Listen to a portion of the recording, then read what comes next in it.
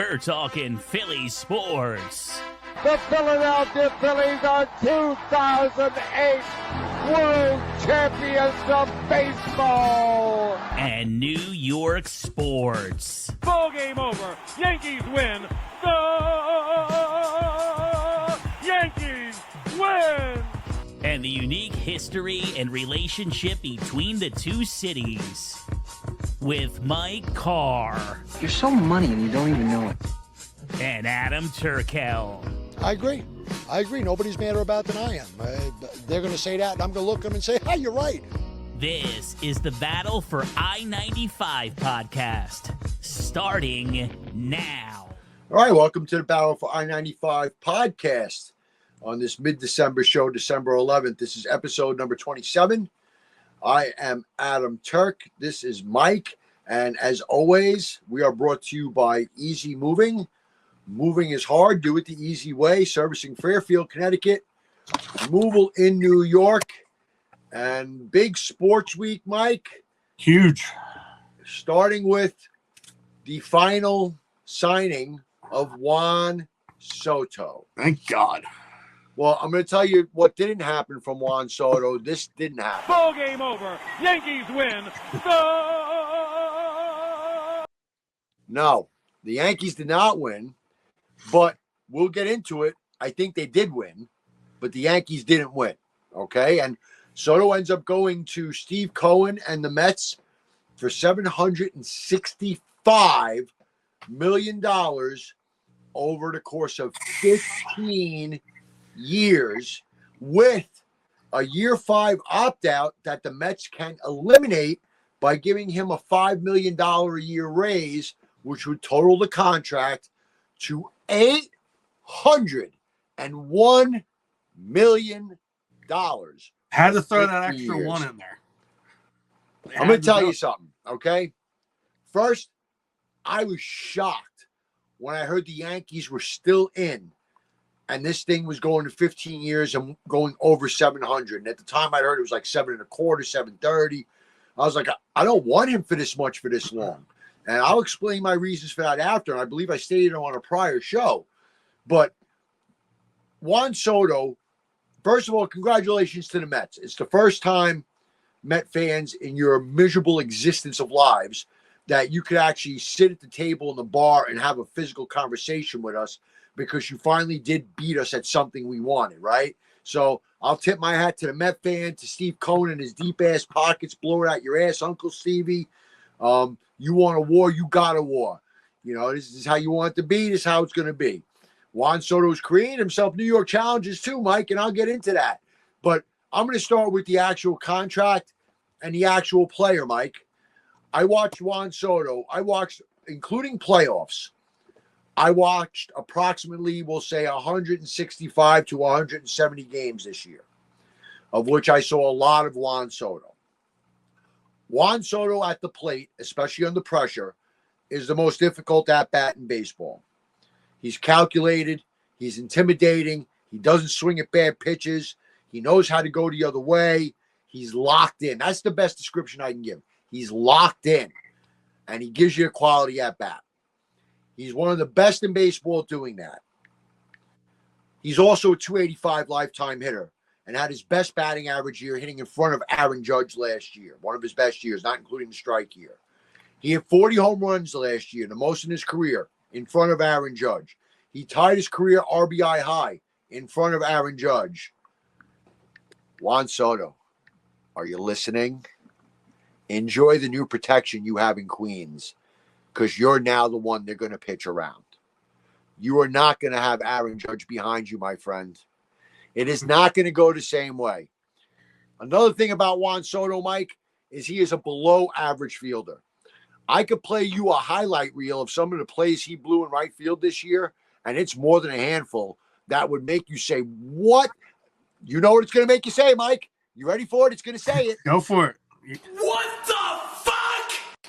That's what you say when you see some of these plays that Soto blows that are routine plays. And he'll make a nice play every now and then. You know, he's not non-athletic. He has terrible depth perception read on the ball. Balls fly over his head and drop in front of him like it's Christmas. And he's a nightmare on the base pass, and he's not very fast. So I am happy, Mike, at the price it got to and the years it went to, that the Yankees lost Juan Soto to the Mets, because mark my words, Juan Soto, are you listening?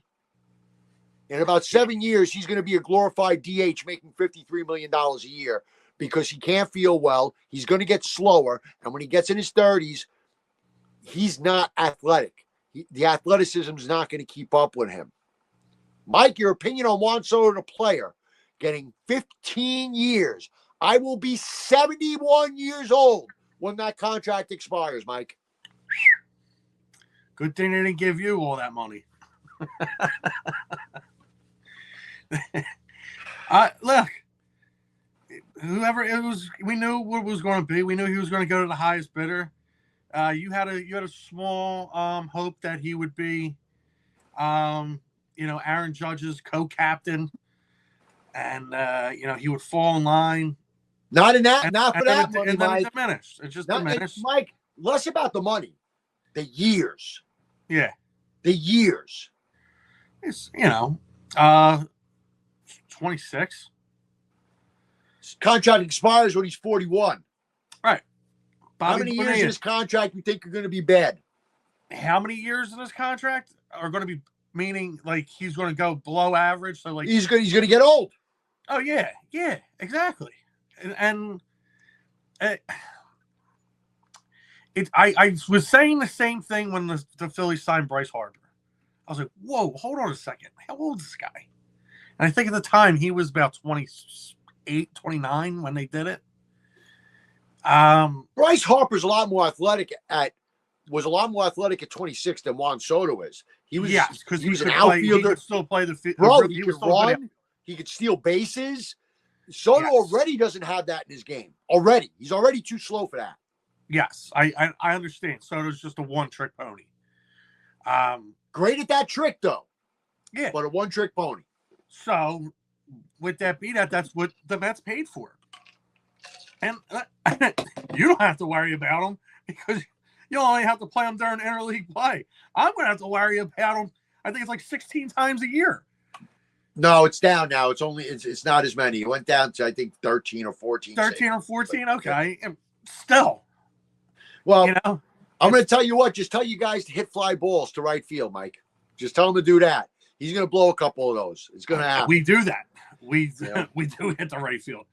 Now, I'm also going to tell you what Juan Soto, and I don't even know how much most of the general public realizes what he's done to his legacy and everything in New York. So it's no secret the Yankees are a bigger fan base in the city. I will judge 60-40. It's probably more than that. It's probably closer. It's probably more like 63-37. What is it? 27 titles? Yeah, I would say, because you got 27-2. You got to remember, you got a lot of Met fans that came from the 80s when the Mets were winning championships. Understood. And then you have legacy Met fans whose parents grew up hating the Yankees and were Brooklyn Dodger fans. So the Mets, out of all the New York teams, right, that have top team and second team, Giants, Jets, Knicks, Nets, Yankees, Mets, they're the closest in numbers to their opposite fan base. So I'll say that they're a solid. I'll give them 35%, maybe even somewhere between 35 and 40, right? So the majority of the city, Juan Soto is now public enemy number one. He may be the most hated guy since Pedro Martinez, right? Mm-hmm. Wait till he comes to Yankee Stadium. Oh, boy. Now, couple that with a jaded franchise that has no luck, right? And Steve Cohen, listen, I'm going to give him credit. He's instantly put a dent in the Yankee brand by being the first guy ever to take away a Yankee player that the Yankees really wanted, that they already had in-house, right? It just doesn't happen. When the Yankees didn't get Robinson Cano, they didn't really want Robinson Cano. They didn't give him that offer anywhere near what Seattle gave him, which showed that their interest was fleeting at best. So credit to Steve Cohen for that. But now what happens, and it's happened before, by the way, look at the numbers. Juan Soto has one of those years where he hits 245. and he's done it before without that type of protection behind him. Right. It's 245. Okay. And the Mets ain't having such a great year. And the Met fans are on him. And the Yankee fans are laughing at him. He could have a very tough existence in New York if he's not very, very good, Mike. It very well could be. Or they could know what they got. Like us with Bryce. When Bryce first got signed here, he didn't have the best start. And I think people expected him to hit 330. Remember the difference, Mike. Bryce didn't come from another team in your same city. Right. That's right. a But they factor. come from a division, and we did steal them. It's a factor, though. It's not the same city. So I get it. Bryce isn't in the other team's face every day. I would just say, though, it's just a comparison. If you know what you're getting, and if the guy can hit 250 with 30 to 40 home runs a year and 100 RBIs, has he done his job? Bryce Harper has been good because there's been more value to Bryce Harper than just Bryce Harper, the player. Bryce Harper, the persona, has been important for Philadelphia. Bryce Harper, what I'll call leader, has been important for Philadelphia. Yes. Bryce Harper also opening the door for other guys seeing it's fun to play in Philadelphia and come there. And Soto's going to do that stuff for the Mets to some extent too. Listen, I'm not going to make it like I didn't want Soto. Yeah, I didn't want Soto at what he's getting. right. We all threw our hat in the ring. Yeah, I didn't. If the Yankees, once I heard the Yankees were over 700 in over 13 years, I was like, he's going to get old, man. He's not fast. He's not athletic, bro. He's a DH in 6-7 years. He's a DH in 6-7 years, Mike. I put money on it. He's a DH. It is what it is. And like you said, the Mets, I would guess, are aware of that. But you're really going to pay a DH that much for 9 years, 8 years? A guy who's going to sit in a DH spot and be slow as ass? And what if his bat slows down now? And, his lack of athleticism catches up. And now I'm just saying, listen, it's not my problem, right? Right. I'm going to tell you the positives from the Yankee standpoint of why I'm not that upset. I'm more upset that he went to the Mets, the fucking Mutts. That's what pisses me off. If he would have went to Philly, if he would have went to Boston, if he would have went to LA, if he would have went to Toronto, it's not the same. He went to the fucking Mutts. He stuck it in our face, right? So that's the part that bothers you. But when I look from the realistic baseball standpoint, Mike, this may not be the worst thing to happen to the Yankees for a couple of reasons. Number one, there's egg on their face. Yep. And you're the fucking Yankees. They know they have to be significant this year now. And to be honest with you, if I'm Cashman or Steinbrenner, I'm like, you know what? Fuck Juan Soto. We're going to go win the World Series. Put every resource into getting every piece we need to get us back to the World Series this year. And they've started it. They did. They signed Max Fried. They now have a very, very competitive and strong rotation. And another thing they've done by signing Max Fried is open up to be able to trade one of their other pitchers in a deal to maybe acquire another big bat. And I see what the Yankees are looking to do. And I think it could be an exciting year for the Yankees. And wouldn't it be Metsian, Mike, if the Yankees lose Juan Soto the same way that the Nationals lost Bryce Harper, and then the Yankees win the World Series without Juan Soto? Yeah. Let's watch the Mets Met. It happens all the time. It happens every year. I saw this girl on TikTok.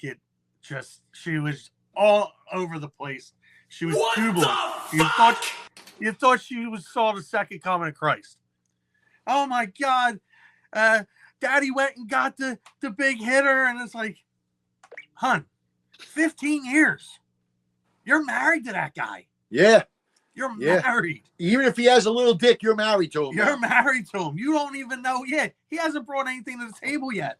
This is an arranged marriage. You're paying him for his accomplishments as a Yankee with Aaron Judge behind him. Yeah. I mean, and one. Mike, and I one think I World can hit Series. 300 with Aaron Judge behind me. Yeah, and one World Series as a very hungry rookie. It's Baseball's also not basketball, Mike. One player doesn't make your team. No, it does not. And that's what we saw very on. And we're wondering why we're not winning NL East titles with Bryce. It's like, dude, hold on. We have the best catcher in baseball at the time, and we have Bryce Harper. Everybody else is young or over the hill. You have to build the team. I don't know. I mean, they still haven't signed, and they probably won't sign Pete Alonso now. So, who's? I think the Mets might bring back Alonso, but how much protection is Alonso really for Soto? I mean, Alonso hit 240 last year, 220 the year before, and while the guy hits home runs, guy's hitting 40 home runs a year. He's not that hard to get out though either. You know, no, and it's not like Aaron Judge, who's a 320 hitter. You know what I'm saying? I mean, you're talking a guy 320, 58 home runs versus 240, 37 home runs this year, 36 home runs. Yeah, all right, Alonso's numbers were subpar for Alonso, but he's been steadily declining 3 years in a row. And he, like Juan Soto, and I actually don't think the Mets should resign him because he, like Juan Soto, to me, is a guy who is not athletic, not fast, not great defensively, though he's improved defensively, and he's not going to age well. And he's right-handed. He's not going to age well. He's just not. No, and a lot of the ballparks, the deepest part is left field because there's so many left center generally, left center. Yeah, the left side of the field's always usually the longer. longest. Oh, by the way, left-handed Juan Soto, you don't have a 316-foot porch anymore to hit into, bro. Yeah, right. Yeah, you're in Queens now. Yeah, where's even? I mean, there's a lot of factors that show me the Yankees, by not getting what they want, may have dodged a bullet. They may have. Now, if you go get Fried, right, which they've already done now. They got Fried, so now you like you said, you have, and hell, you might be able to move one of those pitchers, the younger guys, down into that bullpen. Well, right now they have 6 starters, so somebody's either getting traded or going to the bullpen, and I think it's going to be more of a trade. I could see them going for Bellinger. Chicago's got Bellinger on the market, and he fits the Yankees well because he can play center and first, which are both needs for the Yankees, and he's not a long-term solution because he's in his 30s, so I think he's got 3 years left on his contract. So Bellinger is probably a good fit for the Yankees if they could pull that trade off. Maybe throw they now they could trade a Schmidt or I wouldn't trade Luis Heel, because you think about it, your 1, 2, 3 now is Garrett Cole, Fried, Heel, and then Rodon. That's a nice rotation. That's a good rotation right there. Right. So that leaves you Cortez and Schmidt on the outside looking in. One of them's on the outside looking in. So I think it's likely that the Yankees, now there's been a lot of talk of them getting the kid from Houston who's phenomenal. I don't see Houston ever making a trade with the Yankees. The two teams hate each other. Why would Houston give us their best player, in any kind of trade, even though they're saying that he's on the market? I think the Yankees would have to blow them away and almost make like another Soto trade for another guy who's only got 1 year left on his deal. And I'm not so sure I would take that chance again unless I get Houston's not going to throw away their future. Well, Houston's not a big spender with these guys, so they generally do let them go, except for the only one they've held on to is Altuve. Think about it. They let Carrera go. They've let everybody go. They're just very good at restocking the farm. And they always have very good pitching, which is why I like the Yankees signing of Fried, because they've lengthened their pitching. Now, they lose Clay Holmes in the bullpen, who signs with the Mets. Fucking Mets. And Clay Holmes, okay, he drove me nuts last year as a closer, but listen to this, Mike. For a guy that couldn't stay healthy, they're going to convert him to a starter. I mean, they just gave him a bunch of money to make him a starter. Now, could it work? Listen, Clay Holmes has great stuff, right? But Clay Holmes is a mess. He's always having arm angle problems, which is why he walks the world at times. He has health problems. He gets hurt. He goes on the... all right, you guys go do that. So the Yankees have to replenish a little bullpen too. But I really think the Yankees could end up better here, Mike. I think that if they go make that trade for Bellinger, if they sign one more free agent, listen, I'd even be on them signing another pitcher, the kid from fucking Baltimore. Go get him too. Make pitching your moniker. Because, Mike, what wins in the playoffs, Mike? Pitching. Has it ever changed? No, not in the 100 and some years. Baseball's been almost 200 years. Yeah. Baseball. What has been one of the Phillies' overlying problems over the years not getting over the hump, Mike? Pitching. Whether it's bullpen or starting, if you're not solid enough in your pitching department, someone's going to expose you in the postseason. Pitching. And they still haven't gone out and got anybody. A little small segue. Phillies haven't done anything yet. The only thing that I've heard so far is that Alec Boehm is on the trading block, not because they don't want him here, just because they think he's a valuable player and they'd listen to an offer for him. I don't know if the Phillies going to be on anything big because they have a lot of big contracts. I could see the Phillies going after a big pitcher. I could see that because that's probably their biggest area of need. Oh, they did do something. Didn't they just get a closer? No, they got they did get a middle reliever from Toronto. Philly signing.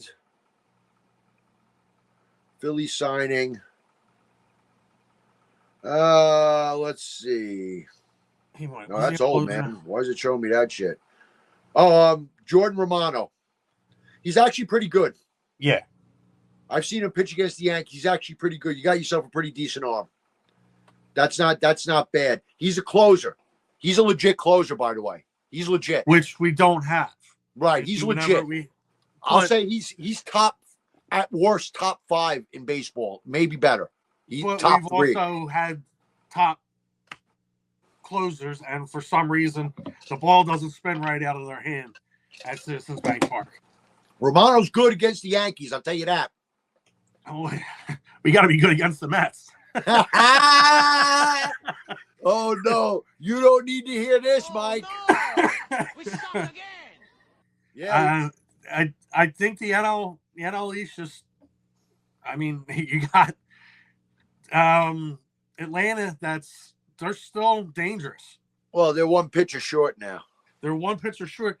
The only problem that I'm seeing with Max Fried is he's a bit of a psychopath. I think the Yankees need that. They're a little too buttoned up.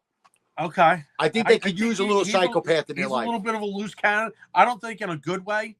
I don't think he's leadership kind of psychopath. You're forgetting a big factor, Mike.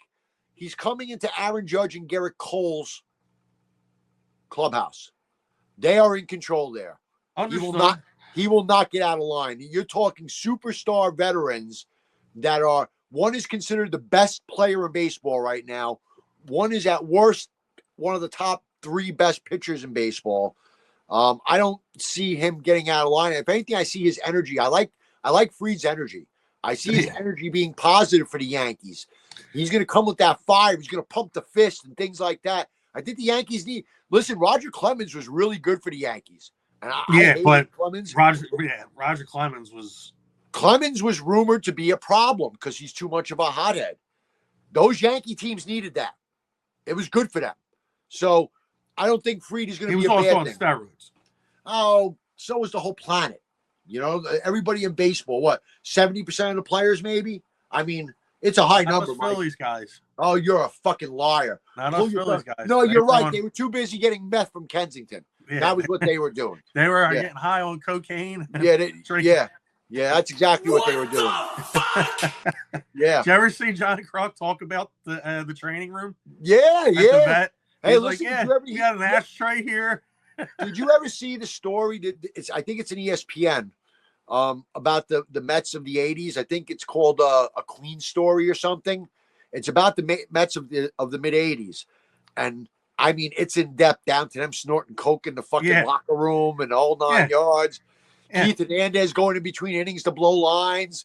I mean, I'm like, oh my God, these fucking guys, they're out of hand. I mean, Dykstra about less than a year ago was just on Twitter asking if he could bunk up at somebody's house in Philly. I remember that. I remember. How sad is that? He's still that shot out. Yeah, it's still there. Well, it's the chemical that was in the turf at the vet. Oh boy, Giving them it's all rotting away their brains. Well, that's the Juan Soto story, and that's basically, baseball off season is now ramping up. I expect the Yankees going to make 2 or 3 at least more big moves. Listen, you were going to spend $700 million on Soto, right? You were willing to spend $50+ million a year on Soto. I expect them, I would think they weren't just going to sign Soto and nobody else. So I would expect that they're willing to add $60-70 million in salary to the annual cap. And if that's the case, that's 3-4 good players that they can get. And that's why the Yankees might be better. Let's go get more pitching. Burns was the other pitcher. Burns, that's the other guy. If they go get Burns too, and they got Burns and Fried along with Garrett Cole, geez, that would be unbelievable. Yeah. I mean, that, bye, Soto. Have fun in Queens, bro. Yeah. So that'll do it for that. We'll segue this to, if this is something bad that happened, we'll talk about something else that's bad. It's called the Philadelphia 76ers, who a little better lately, a little better. Got a couple wins. There's a lot of rumor about. They're 5-5 in their last 10 games. Mike, did you hear the rumors about Embiid maybe getting moved? I've seen a lot of stuff. Listen, it's the internet. Mike Trout's coming here every year, so yeah. Yeah, you really want him at this point? The guy plays 30 games a year. I seen him going to Golden State for it was like a big trade. That's what I saw. I saw Golden State too. I saw Wiggins coming back. Yep. A couple of good players coming back. You know what I say, Mike? I wouldn't be mad. I wouldn't be mad. I think you need to get rid of him almost symbolically as much as logically. Logically being he's getting older, he breaks down, he can't play back-to-back. When he plays, he's great, right? But you can't rely on him. And symbolically, to show Tyrese Maxey, homeboy, this is your team. Yeah. This is your team. If you add Wiggins to that, together, and if you can make a trade like that with Golden State, get a couple of first-round draft picks, get Andrew Wiggins in the building. Wiggins is a really good wing. Drummond's not a bum at center. He's not MB, but he's not a bum. No. Your team might get overall better and then have something in the coffers to move forward to build around Maxey. That's why if I was the Sixers, I would do it. I would be looking to move Embiid. And who's to say that they're not? They might very well be looking to move him. It's, like I told you, the fan base is tired of all the bullshit. I feel for him in some aspects because I do feel like he gave a lot to the city. It's not like he's coming to the end of that big man. His injury prone. His body's wearing on him. God, what's the last time the guy practiced? Probably. I mean, probably we're talking this about week, practice, not a game. Yeah, so, I as much as I want him to learn and to stay healthy and to keep him, it's probably not going to happen if they're smart. They want a new stadium. They want a new stadium. They got to keep the place filled. And I'll tell you, even when I went to that Rockets game, they were still drawing some people, but there's some empty seats. It's the beginning of the year. Mike, when there's not going to be empty seats? The Gotten? When the Knicks come to town again. There ain't going to be no empty seats because me and my New York brethren will probably be in the building, turning it back to the Wells Fargo Square Garden. And we're more than happy to accommodate you there while that building is still up. We are more than happy to accommodate. So, listen, the Sixers, again, Maxey's the future. Yes. I don't even know if you can really worry about this year just because of the way it started and the way, Paul George looks like what we thought he was going to be, a guy who's going to play sometimes. Joel Embiid looks like a guy who we thought he was going to be, an older center breaking down as big men do as he goes on. I think that you build around Maxey, even at the sacrifice of this year. You let go of Embiid, you get some draft picks in house, you get another really good player in Wiggins. Draft right. Maybe you get to sign somebody next year to pair up with Maxey and Wiggins. Wiggins, I think, is underrated. I think Wiggins is a very good player. He was kind of a bust coming out of college, but the last couple of years, he's been really good ever since getting to Golden State, and he's learned at the Steph Curry school of winning. You know, it's important. He knows how to win. So, not a bad deal for the Sixers. Here's another report that was by the Sporting News. Nice plug. Hopefully they can, cut us some money. This report is brought to you by the Sporting News.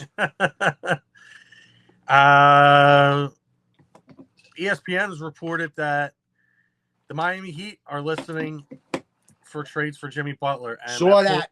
Don't do it, Mike. Paul George might be. No, he's old. No, don't do it. Listen, if you're going to trade an old guy for an old guy, I'd take Jimmy Butler over Paul George. Guess what? Jimmy Butler has been just like Paul George. He doesn't play this year. He's hurt all the time. Same thing. Yeah, but he's still Same thing. Nah, I see it completely different. I actually, because of the health factor, I'd rather have Wiggins. That's me. Yeah. I'd rather have Wiggins. You know? Well, and the age too. Because Wiggins and the age, yeah.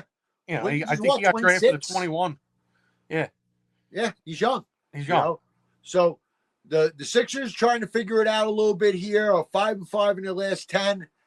And other than what I'll call a bad loss to Detroit on a night that Cat didn't play, the Knicks are just kind of cruising, winning games. Now they just got Precious Achiuwa back, which will bolster defense on the second unit, which they've needed. Mitch is expected back in the next 2 to 3 weeks. People forget how good Mitch Robinson is defensively. I mean, the guy is the premier shot blocker in the league maybe right now, when healthy. So the Knicks are getting some reinforcements. Their record, I believe, is now up to 15-9, are they? Okay. 15-9. They've won, I believe it's 9 of their last 12. And things are going well in Nickland right now. Carl, I know I said it last show. Towns is better than I thought. Towns has been really good, man. He put up another monster 25 and 15 game the other night. He seems to do these double-doubles in his sleep. Yeah, well, you should get double-doubles against guys like Detroit and stuff like that. But that's, He didn't play against Detroit, scumbag. Yeah, I'm talking against the other teams. He didn't play against Detroit. He said, I'm going to rest this game, and the Knicks blew the game. So, But the Knicks are good. They're in the 4th spot right now. I expect they'll get up to either 2 or 3 by the time the season's over. Cleveland still looks good. I don't trust Cleveland. No. Right? That's a spark in a pan. I think they're a false number 1 seed right now. Yeah, they're a false one. And they might get the 1 or the 2. I don't think they're lasting long. I just don't. Celtics probably are going to cruise control all the way into the playoffs before they turn it up. And they'll be the 1 seed. I don't know if they'll be the 1 seed, Mike. I don't know if they're going to put their foot on the gas that much in the regular season, Boston. I don't think they feel they need to. I think they're going to rest guys when they want. I think that guys like Porzingis are going to get plenty of time off when he comes back. I think that they'll rest Tatum every now and then. They know they just have to get in. If they get in one of the top 3 or 4 teams, it don't matter for them. Well, they're 1.5 games out of right, and they beat Cleveland, and they beat Cleveland. And they so still they're don't have about Porzingis, right? Porzingis and they're still playing. Yeah, and they're 8-2 in their last 10. Magic are just behind them at 17-10. Magic are good, but the Knicks beat the dog snot out of them the other night. Yeah, and we split with them. I don't think that the Magic can hang with the Knicks. I don't think that they're – I think it's a bad matchup for them, number 1. Number 2, I think the Knicks are just better. So record withstanding, the Knicks are better than the Magic. I expect them to finish higher than the Magic. They might catch either Cleveland or Boston, too. If Cleveland falls off, which I expect them to a little bit in the second half, I can see the Knicks catching Cleveland, finishing with the 2. You got the Bucks coming back, too. Yeah, the Bucks have been winning again. Giannis is Giannis. Brook Lopez can hit threes. They went from the dumpster all the way up to the number. I mean, very early to talk about. Lillard is playing better. That's a big reason why Damian Lillard's playing better. They're going to be relevant. Milwaukee's going to be relevant. They have players. They're nobody's easy walk. Everybody forgets about Milwaukee. a bad matchup for any one of those top 4 teams would be having to deal with Milwaukee in the first round. Yeah.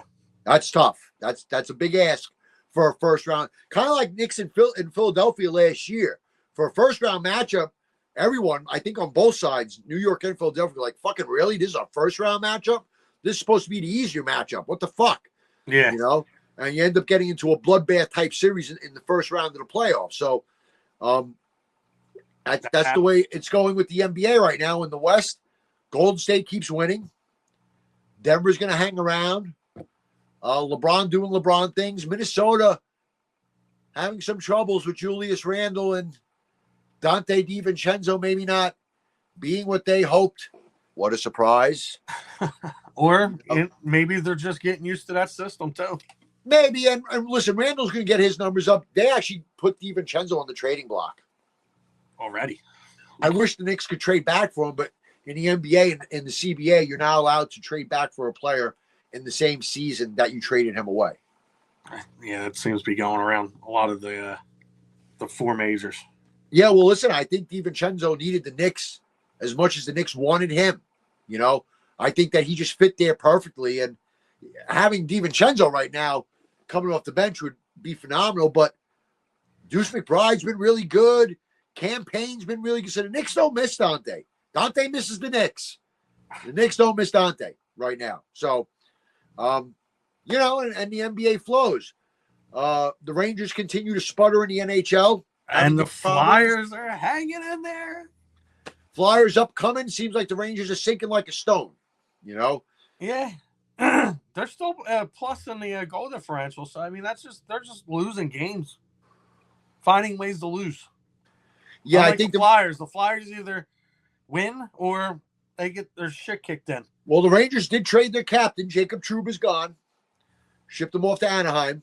Mm-hmm. So, you know, they're obviously looking to make changes. I don't think they can get anyone to take Mika Zibanejad. He's been so bad that who the hell wants that contract? He's a mess right now. They almost have to ride it out with him because nobody wants him. Who the fuck would want him right now? And, you know, they just keep finding new ways. You know who they're reminding me of right now? The freaking Jets. They just find new ways to lose games, you know? New ways, new and inventive ways to lose games. You know, and I stood behind that last week, and I was like, you know what? I could see the Jets doing this and pulling it off again. Just what I tell you? Off. What and I was like, I was doing an underdog pool. I did an underdog pool, and of course that was the only one that didn't hit because I didn't pick the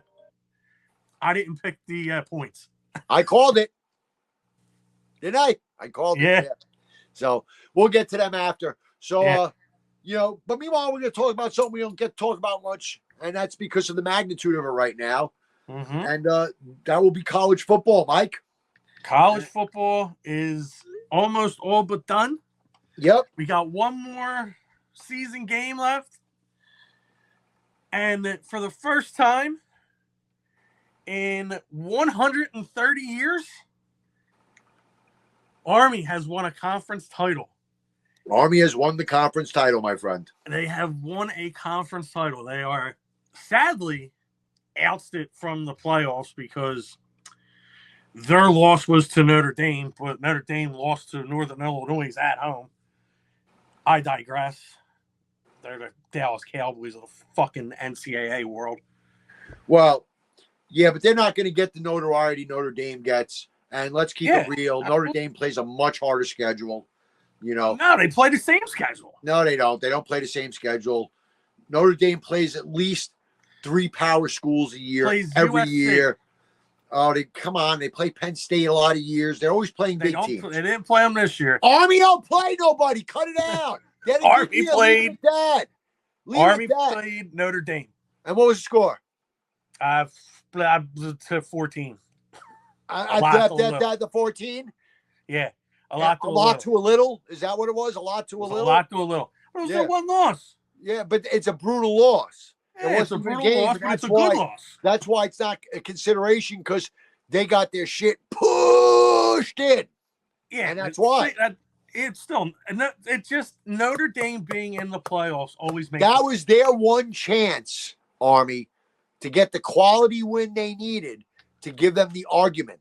And they didn't get it, and they don't get the argument. That's all there is to it. But let's talk about the college football playoff bracket, the first year of it, Mike.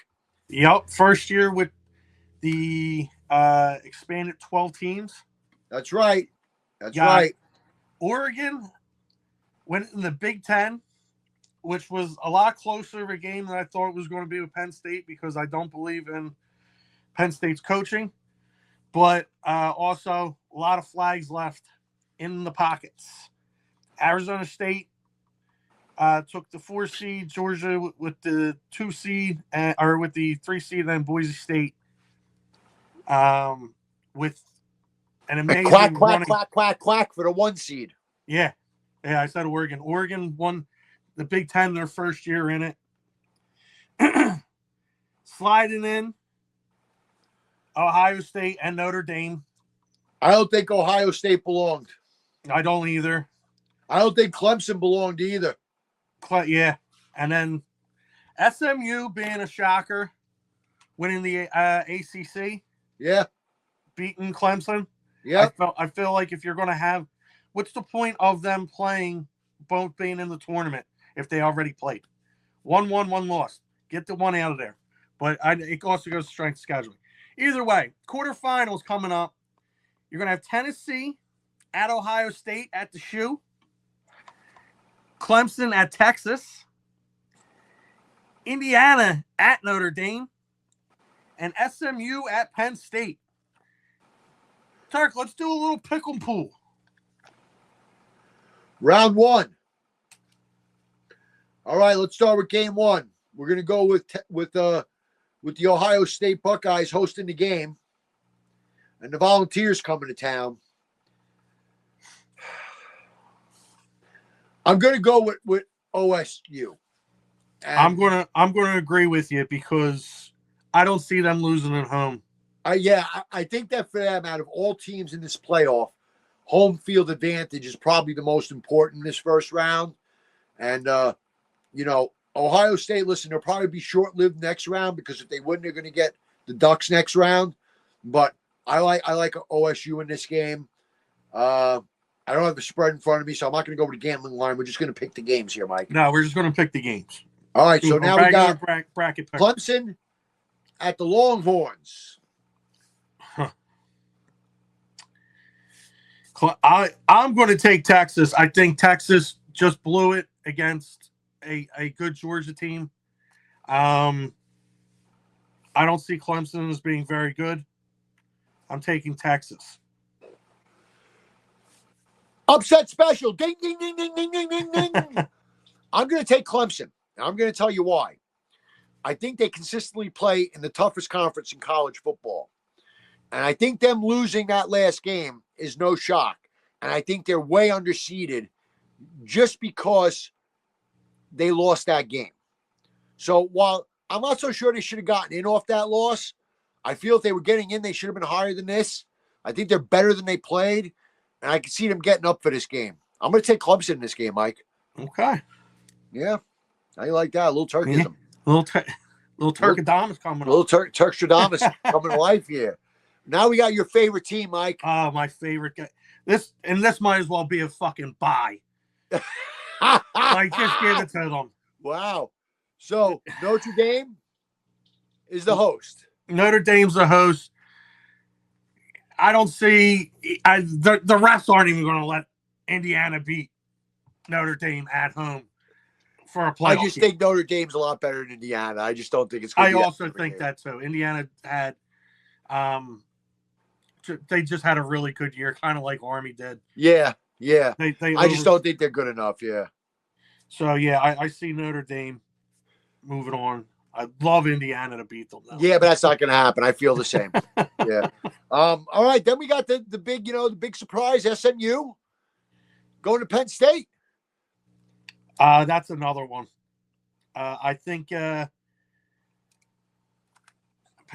State is just amazing at home. It's going to be. I think SMU as one of those teams had a great year, but yeah, but I do think it's going to be close. Only because it's James Franklin, the co-host of the Key and Peele show. He just finds ways to fuck it up. I think he's a egotistical maniac. Tell us how you really feel. Yeah, Mike. he coaches with his balls, not his brain. But I still see Penn State moving on. And my father's a big Penn State fan. I hope to God that one day my dad sees Penn State raise the national title, but they're definitely going to win their first playoff game against SMU. Do we want to go through the whole bracket, Mike? Yeah, the whole thing, real quick. We're almost done. So next one you got, we would have OSU versus Oregon. I don't care who Oregon plays. Oregon's winning the game, and it's Oregon probably not close. Moves on to the semis. I think Oregon's just the best team in the country. I agree. Ohio State going there. You're going across country, too. Oh, no, they'll be playing the bowl games then. Yeah, this will be a bowl game. It'll be neutral field, yes. Neutral. Texas, Arizona State. For me, you have Clemson against Arizona State. I would have Texas winning that game against Arizona State. You have Clemson playing them. How do you feel? I think that Clemson's experience is going to get them that round too. And I see Clemson moving on. Clemson being a little Cinderella story, huh? Yeah, that's because they're the Cinderella, and it's not. They've been there before. And they're having a down year, yeah. Experienced coaching staff, knows how to coach in these bowl games. You know, they got a lot of speed. I just think Clemson's going to win a couple of games in this playoff tournament. I think that's going to be as far as they go. Because then I think the Ducks urinate all over them, right? Okay. But I think Clemson will go out there and get a couple of wins before they say goodbye. They're going to have their say. Yeah. Okay. So we got Notre Dame against Georgia. And this is where is it a game rises to the top. Is it a game? No. I think Georgia blows them out. Turk, this happens every time. Notre Dame goes and they play an SEC team, and they get proven that they are not worthy. I think Georgia blows them out. I don't even think it's a close game. Not even close. I'll say that game's like 42-20. Like I think it's like 42-10. I think Notre Dame will score some points, but some of it may be garbage time points. Maybe. Okay, I can see that too. You know, with the game out of hand already and all the backups going in for Georgia, and they're playing, you know, Molly Pritchard freshman from freaking Iowa or whatever it is just to get them some burn in the game, you know, that type of deal. Yeah. Next game, Mike. You got Penn State against Boise State, which this is another one. Penn State's still linebacker you. They still play really good defense. And Boise, although it runs a spread offense, they run the ball a lot. I see Penn State beating them. I'm going to go with you on the upset on this. I think Penn State as well. I think Penn State will go into this game and out-physical Boise. I think they're going to play a brand defense Boise hasn't seen a lot of. Again, a well-coached team in a bowl game with a lot of D1 guys that they picked up in you know, high regard. I think that Penn State finds a way and they take out Boise, and Boise's Cinderella story ends that day too. Mm-hmm. Okay, so you already said you have Oregon against Clemson. You already said Oregon's moving on. Yeah, Oregon will win that game handily. Oregon is just the best team in the country. I agree, but I have them playing Texas. I think that's a shootout. That might be one of those overtime games.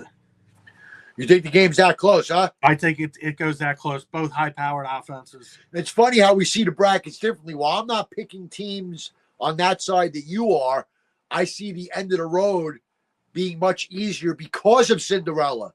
You know what I'm saying? Yeah. As opposed to you playing a quality Longhorn team that, you know, has been basically a top 5 team all year, and you seeing it being a duke out. I still see Texas as being one of the better teams. They almost beat Georgia. They almost beat them. Horseshoes and hand grenades, though, right? Speaking of Georgia. And nuclear missiles. And nuclear missiles. Oh, Hey, and by the way, and now drones too. Yeah, we'll talk maybe about that. Oh my God. Yeah. Is the invasion coming, Mike? Is it happening? No, somebody just got an early Christmas present. No, they're the size of fucking cars.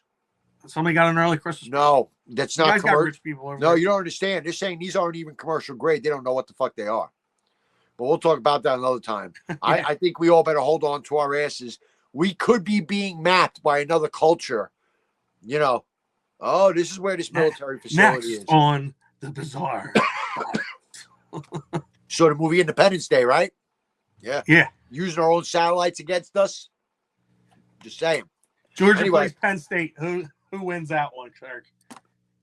The Georgia Bulldogs are going to go to the championship game. The Georgia Bulldogs are probably the only team that can really compete with Oregon in my eyes.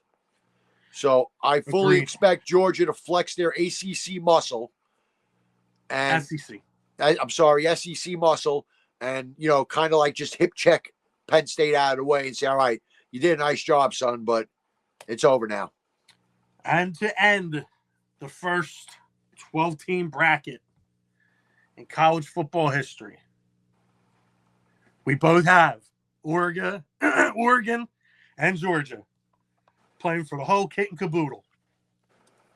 The experience of Georgia against undefeated upstart Oregon, who's been knocking on the door for a while, but this is the first time they are really, really legit. I'm going to stand by what I said. Oregon's the best team in the country, but Georgia's going to give them hell to pay, and the experience of Georgia's going to show. That's an overtime game, my friend. That game is a shootout. That game is 42-36 or something ridiculous with some ridiculous plays that get guys drafted. That's the kind of game that is. And you got, I'm sorry, you had a whole spiel, but who wins that game? I said Oregon are the best team. Oregon. But Georgia's going to give them the run for their money. That's going to be the test right there. That's it. Okay. I'm going to disagree, even with a backup quarterback that they might have, as the kid broke. It looks like he might have broke his arm or something in that game against Texas, and the other guy just getting laid out. He probably has reached CTE level. Oregon's very healthy. That's another thing behind it. Oregon's very healthy. I think that the lights are going to get into Oregon. I do see it as a little bit of a close. It's going to be a closer game. I think Georgia gets back on top and gets into that dynasty talk. You trying to kiss a bunch of redneck asses now, Mike? Is that first off? I've loved Georgia since Matthew Stafford was there. So this is a fandom pick. It's not a pick. It's not really a fandom pick because I did like Oregon when Chip Kelly was there, but then Chip Kelly came here. But then he coached the Eagles, and now you hate him. And I realized he was a jerk wolf. All right, so we both have Oregon, Georgia in the chip game. I got Oregon. You got Georgia. I got Georgia. And there we go. And we'll update slightly as that bracket goes on. That's our college picks going forward, Mike. And it's all good. And we're approaching Christmas. And my football season's over. Finally. It's fucking over. It's over. Officially. This experiment is a disaster. Aaron Rodgers is a disaster. Woody Johnson's a disaster. Everything's a fucking disaster. And it just gets worse as the Jets find more and more ways to lose football games. Something they become very good at, Mike. So they have become good at it. The Jets, for the first time this year, get vintage Aaron Rodgers. The dude looks great. 330 yards, 27 for 34, touchdown, no picks. He's running around. He's beating people. He's making great throws. Garrett Wilson with 100-plus yards, blah, blah, blah, blah, blah, blah, blah, blah, blah. And then this vaunted Swiss fucking cheese defense that it's been all year that is so overrated not only gives up the field goal easily. Oh, first, let's start. It starts in Jets fashion. The fucking kick return goes to midfield with 38 seconds left. Okay? So we'll start with that. So you special teams lays an egg at the worst possible time. And basically, Miami needs 20 fucking yards. to get a field goal. Not even 15. Of course. Miami kicks the field goal, and it's tie game in overtime. I've already accepted loss at this point. As a matter of fact, I accepted loss at kickoff. I turn around, and I look to the missus sitting next to me, and I say, if the Jets lose the toss, game's over. Jets lose the toss. Switch to the defense. Miami goes right downfield, walking downfield, no problem. Touchdown, game over. Jets lose in overtime without ever even touching the fucking ball. What a shock, Mike. What a shock. It seems like with you guys, you just always miss one of the thirds of the game, and there's a reason for it with the other 2/3. There's a reason. Poorly coached. Poorly coached. Poorly coached. That's the only way that happens. Sometimes if your defense ain't there, you got to light the lamp. Poorly coached. The most undisciplined team in the league. Leads the league in penalties. Leads the league in stupidity. Twice in a Miami drive, they gave Miami first downs on third and very long, with stupid fucking penalties that shouldn't have happened. That had nothing to do with the fucking play. This is what they do. Every week. They're poorly coached. Every week. Defense shows up, they can't score. You need a big field goal to take the lead. Miss it. Or an extra point. Miss it. Yeah. Need Aaron Rodgers to get your returns, kick returns. Right. Aaron Rodgers to be Aaron Rodgers. Throw the pick. Yeah. He'll throw the pick then when it's on him. You know, so they have found more ways to lose games this year, Mike, than I thought fathomable. Like I told you last week, this season hurts because we weren't supposed to suck this season. It was not supposed to fucking be this way. There's no way I was supposed to say we suck again. It wasn't supposed to happen. It wasn't supposed, but yet here I am again. And everybody's getting fired. Everybody's already been fired. You know. You sound like our future president. Yeah. Everybody's getting fired. You're fired. You're all fired. You're fired. Don't come in on Monday. Don't come to work. This is tremendous. I think it's incredible that we've gone in this direction. Our future is bright. Not so much right now, but the future is bright. And when I'm in control, everything is better. Now I can, you know what? I was always like, that guy's from New York. I don't hear it. Now I can hear it. Fuck you. Yeah. Yeah. Fuck you. Yeah. And speaking of fuck you, Philadelphia Eagles. Yes. Finding a way to win. So even when they look like they suck, they win. You know what did I tell you? Yeah, you're right. Carolina gave them a game. Carolina gave them a game. Gave them a game. Here, I'm sitting there and I'm watching it with the old man because I'm not superstitious. I'm just stitious, right? So every week, I don't care who calls me. The most beautiful woman in the world could call me to go out on a date. I'm not going. The Eagles are on. What the fuck? The Eagles are on. We're on a win streak. Me and the dad, we buy hoagies. You can do it. Get that old ass of yours in. We buy hoagies, and I watch the fucking game. Okay? And I don't leave the fucking house. And it's got us 10 straight wins, I feel like. But besides that, and we're also one win away from clinching the division. Clinching the division, which will then make it 20 years running that nobody has repeated. The only good thing about the Jets sucking is that the Giants are worse. Yes. They scored 11 points last week. 11 points. I mean, bro. It was, yeah. Someone flew a plane. Did you see that?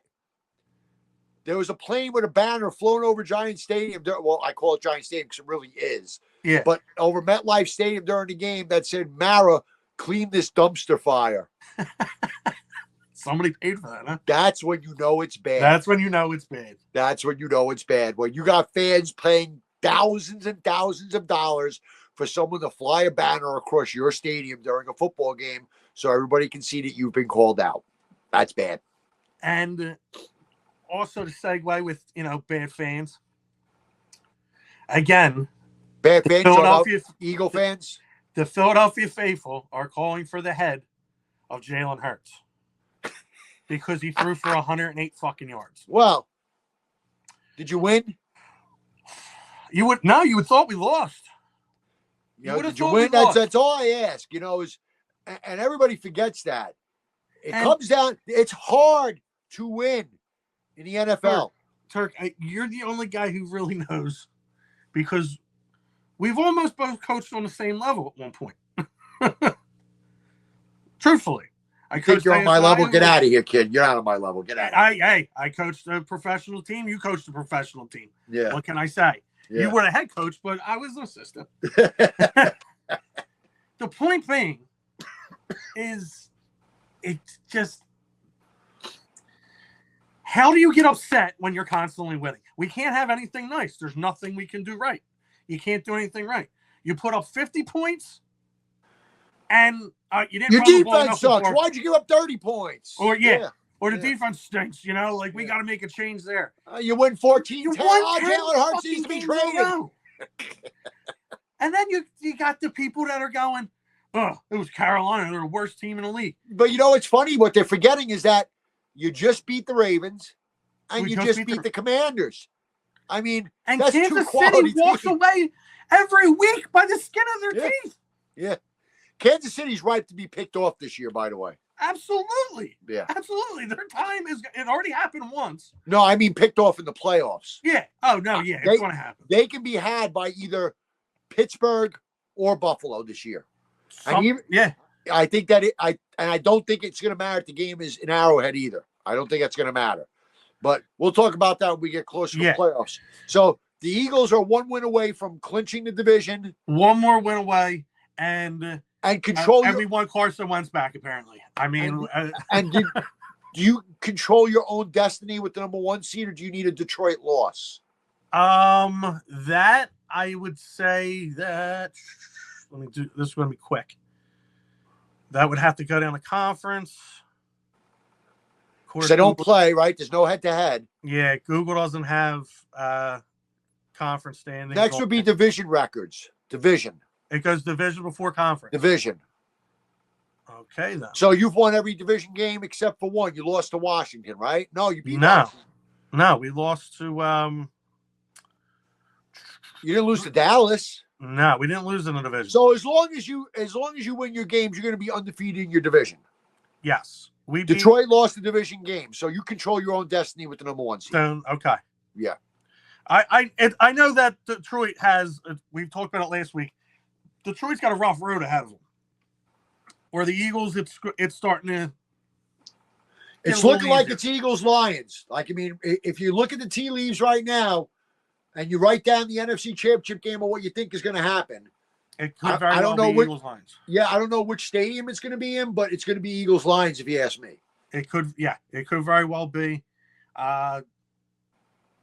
With the newer, we're using quotes because it's been around a few years, 14-team bracket. I don't know how that's going to phase the Eagles historically. Because the Eagles it's 7 on each side, Mike. So there's one bye. Yes, and there's 3 games. Right. Historically, the Eagles have not won the NFC Championship without having the bye. History's like a bag of bricks. Just drop it behind you. It's what's in front of you. History repeats itself all the time. I watched it 4 years in a row. Okay. Yeah, I know as a Jet fan. That history repeats itself. No, that's Groundhog's Day, brother. That's yeah. Yeah. That's Groundhog's Day. Yeah, and you just can't get out of it. And you can't get out of it. Can't get out of it. Yeah. They say we're young. Yeah. We don't know. Well, the Eagles are in a good spot, and the AFC is a little more convoluted than the NFC. Yeah. You got Buffalo. I'm sorry. Frank's right now. The Steelers are legitimate. He's right now. They're a legitimate team. They are in the mix. So they're still not out of the first. Yeah, they're still not out of a bye talk. No, yeah, they can get the bye if Kansas City trips up and Pittsburgh plays Kansas City. Pittsburgh plays Kansas City. If Pittsburgh beats Kansas City and drops them to 2 losses, Pittsburgh has 2 or 3 right now. They have 3. So, they would need Kansas City. And the Chiefs, oh my God, had the same exact score 2 weeks in a row. Yeah. And one was to the Raiders. They just know how to win. That's all there is to it. They know how to win. What did we just say about winning games? What's that? What did we just say about winning games? It's hard to win in the NFL. It's hard to win in the NFL. I get it, but it's they got the Browns this week. Texans, Steelers. That's it. That's the one right there. Kansas City has 1 loss. Pittsburgh has 3. Yeah. So they would have to then lose to the Broncos. Which is possible if the Broncos have been weird and they played a tough game. They should have beaten Kansas City when they played. Should have won the game. Missed the field goal. Should have won the game. Yeah. So you never know. But the NFL is starting to come together. There's only 4 weeks left. Jets are eliminated. Thank God. Goodbye. And it's another miserable playoffs for me. So let's talk about the matchups coming this week, Mike, as we wind it down. I mean, it's amazing how quick these seasons go now. They just fly by. Just 4 weeks left, Mike. Yeah. And then we're in the playoffs. That's it. It's done. So to start the week, San Francisco's still breathing. And they're home for the Rams. Must win for both teams. This is essentially a playoff game. The loser of this game is probably out. 49ers are 3-point home favorites. No Brock Purdy. I'm taking the Rams. I'm taking the Rams, too. I think they got a little something going on right now. After that win they got against Buffalo, I think they got some confidence. They're feeling good. San Francisco's having that year I spoke about at the beginning of the season. That year where shit just don't go right, and it's not going right for them. And they get put to bed this week. I'm going to take the Rams. They pulled a plug on the 49ers, and that's it for them. All right, this next game is the ugly girl, the one that's just really brutal wearing sneakers at the prom. That's what this game is. Ravens at Giants. The Giants are a 16-point home dog. I'm going to take the Ravens. I'll lay that 16. I'm going to take the Giants. I ain't giving nobody 16 points. I don't know, man. I'm not giving nobody. You're talking about giving them 3 scores. Yeah. No, I can't. All right, Tommy DeVito's starting again this week. Then maybe there's a little energy. In order to cover that spread, the Giants really just have to score 2 touchdowns and a field goal. It's doable. I'm going to take the Giants to the points, even though I think the Ravens are going to win the game. Because I don't think the Giants win another game all year. I think they get the number 1 pick. I think they're the worst team in football. And with that, my team's not the worst, Mike. We're not the worst, even in our own city. Fucking toilet bowl. Yeah. I think with that, the Ravens would be 8-6, with the Steelers being 10-3, possibly 11-3. That'll put that to bed. Yeah. Yeah. All right, we got Washington is a 7.5-point road dog. I'm sorry, road favorite in New Orleans. I didn't even check on little brother. Is Carr okay? I mean, he got walloped. Carr is listed as questionable. Yeah, he's going to probably question the rest of his career. I'm taking the Commanders. I got to take the Commanders, too. I think the Saints have a little spunk. Commanders really need this game. They got to try to at least solidify the 4 or 5 seed, and they got to deal with all that shit in the NFC North. They have to keep up with those teams. Mm-hmm. I'll take the Commanders also. It's kind of a desperate game. Chiefs at the Browns. Now, before we talk about this game, let's talk about every Kansas City game is close, it seems. The Browns are the girl with the curl. Jameis looks either really good or he looks really bad.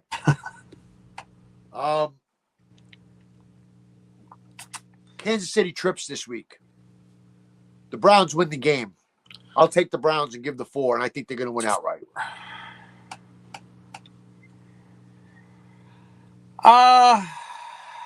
Let's go keep the script interesting.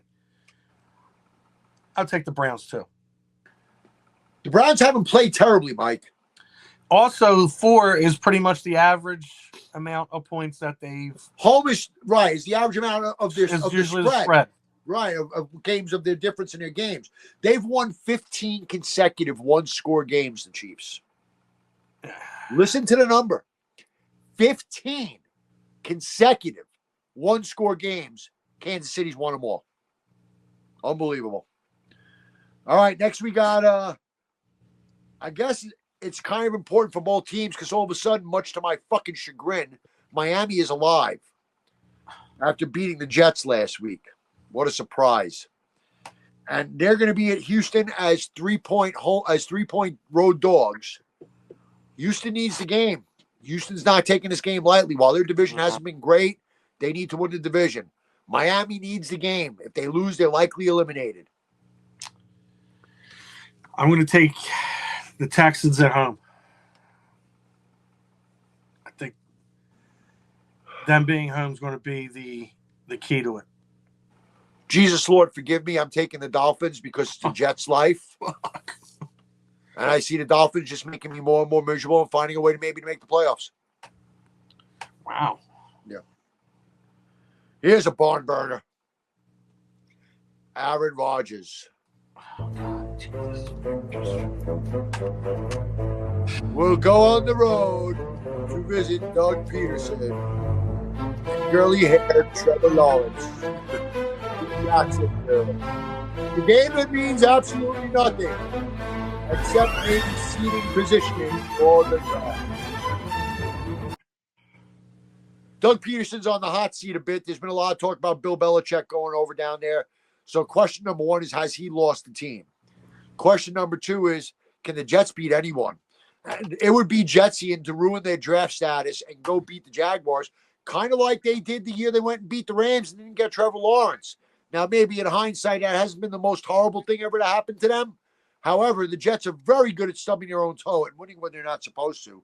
I'm going to take the Jets and the 3-point favorite on the road at Jacksonville just because they know how to ruin my life, and this game would ruin my life if they win. I think I'm going to take the Jaguars. I think Doug's still a good coach. He just doesn't have the pieces down there. He's going to figure something out to keep his job.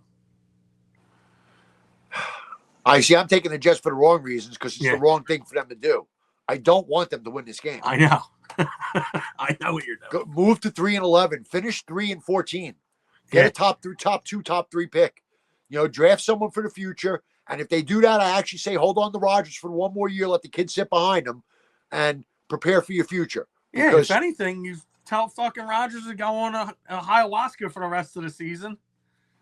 I would already consider sitting him right now. Yeah, that's what I mean. I would play Tyrod Taylor. But the problem is, if you play Tyrod Taylor, you might win some games. He might win because he's not going. He wants to prove that he can start. Yeah, so I don't know if I want him to play. He wants to win too much. Fuck so him. You start the third string guy if you have one. Yeah, I don't know. Yeah, I don't know. No, he's on the IR. He's the second rounder they drafted last year. I forget his name. Anyway, that's how relevant he is. Next, we got another barn burner here, baby. We got the big bad Dallas Cowboys going to Carolina. God, and on the brink of elimination. Carolina's a 3-point home favorite against Dallas. They are I saw earlier this week. It's the first time they're going to be the favorite this year, right? This year. Yep. And I think they come through in flying colors. Carolina ain't got nothing. The Cowboys are going to win the game just because Carolina's actually worse than they are, which is hard to believe. But Carolina is worse. Cowboys lost last week. I thought they would win, and quite frankly, they probably should have. But, they continue to show their warts. They're pretty much all but eliminated now themselves. The word is that the guys really want to retain Mike McCarthy. They really like him. So I think they're going to play hard for him. And that's why I think they'll win, because they got to save the coach's job. I think it's, one of those things. Next, Mike, we have the game of the week.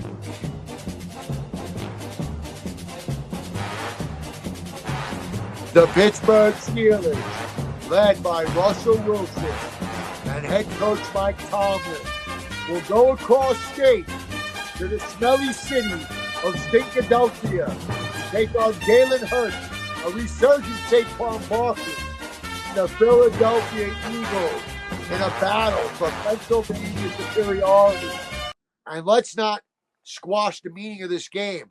It is way more than interstate pride, this game. Both teams need this game. This is a must-win for you if you want the 1 seed. This is a must-win for them if they want to push for the 1 seed and at least lock up the division. They want to finish no worse than the 2 seed if they can avoid it, Pittsburgh, and they got to keep up with Buffalo. Both teams need this game. The Steelers are a 5.5-point road dog in Philadelphia. Mike. I'm surprised it's not more. I'm surprised it's that high. The Steelers have not won in Philadelphia since, like, was it 1950 what does that mean? Something? What does that mean?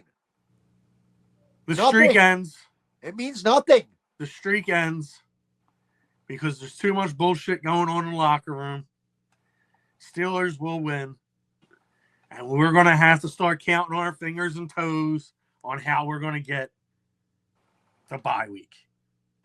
I usually don't agree with you on a lot of these picks, but unlike you, I'm genuine. You're trying to do your 5th consecutive mush.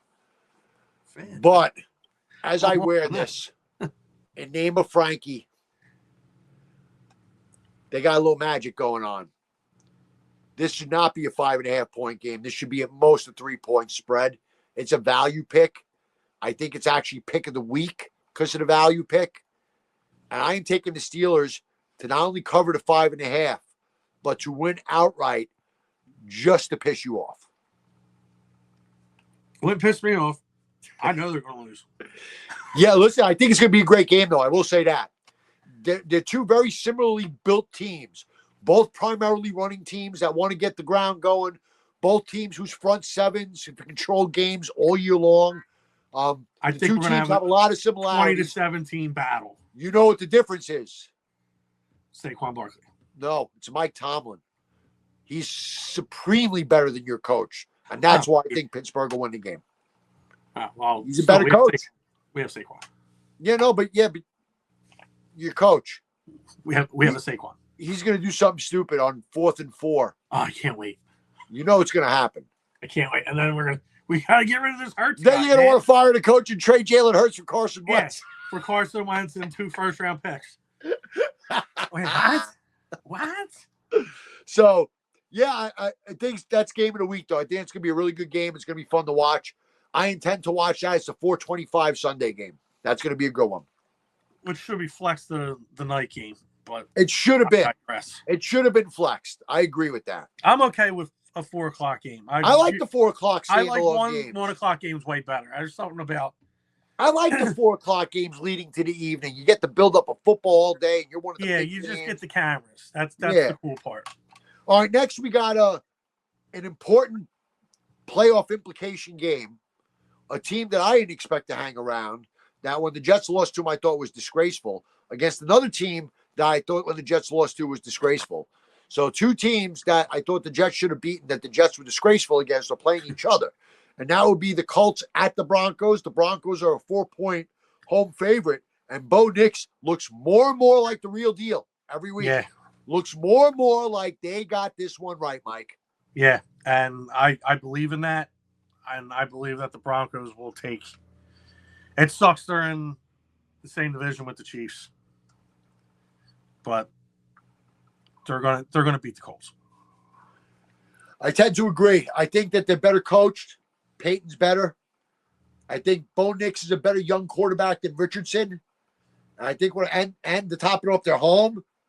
Yeah, I think 4 points is pretty valuable pick to only give up the 4 points. I'll take the Broncos too, and give the 4.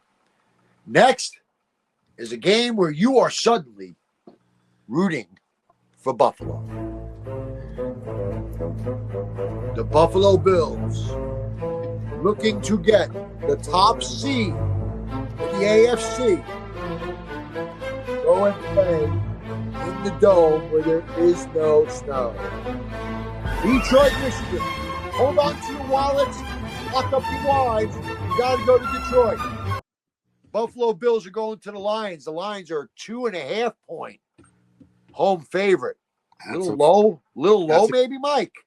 That is what we call in the betting world a pick'em. I think the Bills knock the Lions off. I think they're pissed off from last week. The Bills will go into Detroit and say, dude, we play in the fucking cold. Thanks for the vacation. It's a dome.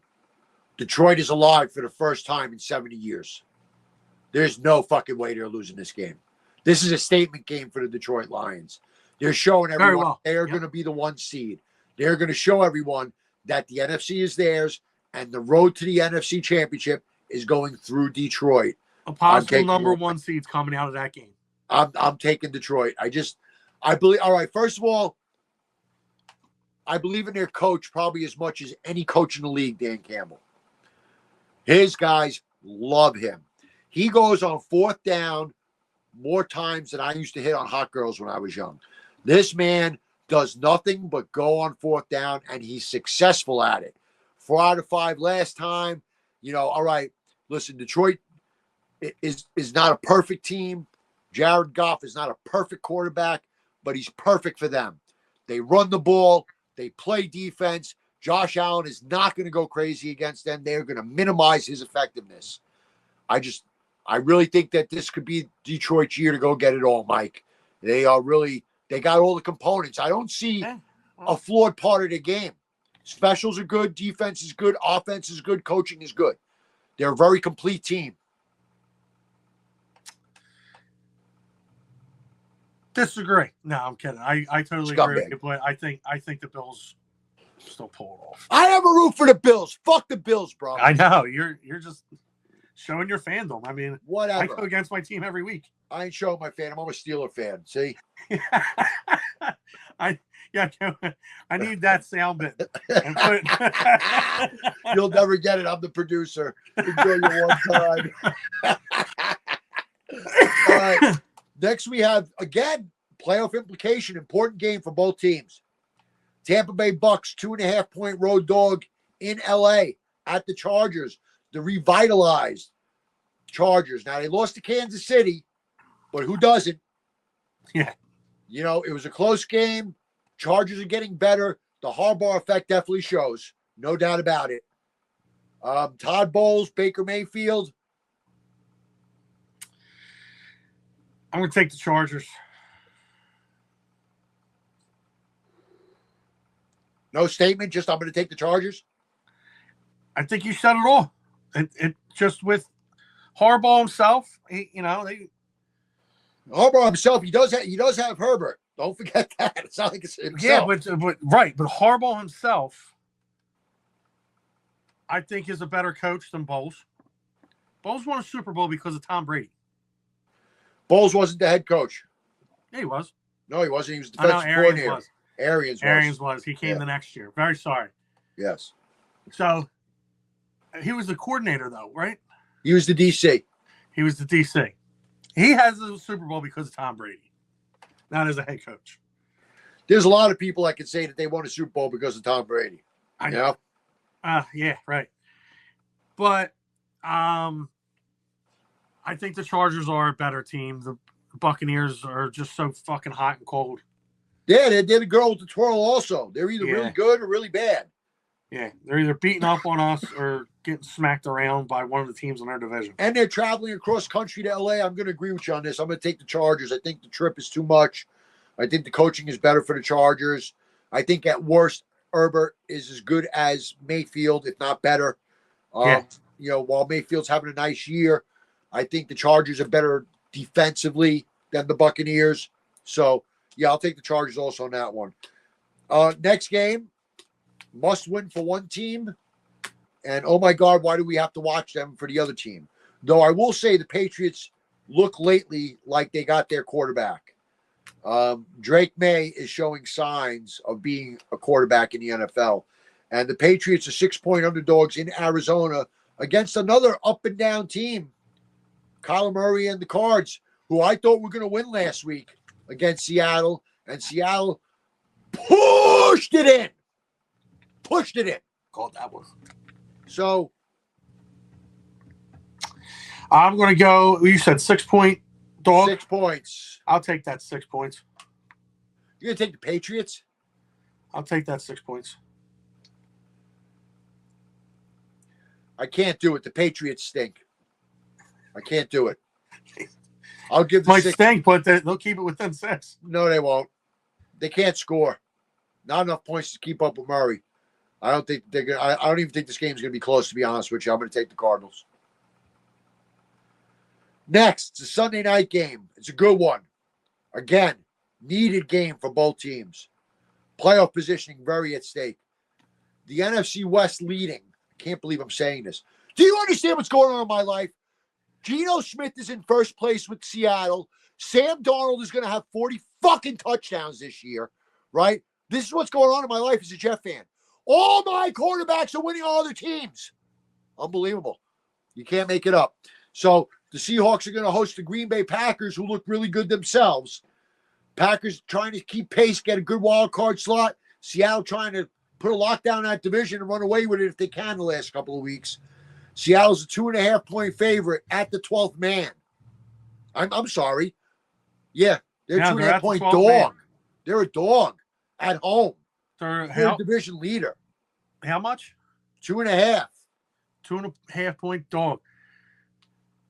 Disrespect. Trap game. Seahawks win. Disrespect. I'm taking the Seahawks also. They're going to use that as disrespect. We're in first place and we're a dog at home in one of the loudest stadiums in the league. I think record has a big thing to play. Well, listen, Seattle is only one game behind Green Bay win-loss wise. Yeah. So it's not like, there's a big disparity in records. It's one game. So, all right, we'll see. I mean, I'm going to take Seattle. I like Seattle. I'll take the 2.5 points. Monday night. It's a big-ish game. There are 2 Monday night games this week, Mike. Yeah. The first one is Sam Darnold, the godsend, the recreation, the Messiah himself. The Bears and the Vikings. In the first Monday night game, you have the Vikings hosting Caleb Williams and the Bears. Kirk Cousins is doing nothing this game. Kirk Cousins is not playing. He's doing nothing.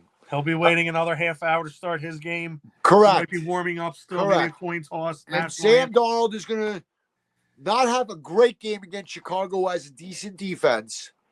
Chicago's going to keep it close. But it's in the Dome. Vikings with Justin Jefferson. And I told you I don't believe in the Bears at all. I'm not a big Caleb Williams guy like you are. Vikings win. I think even last week, Sam Darnold and just slinging the fucking ball around. 5 TDs.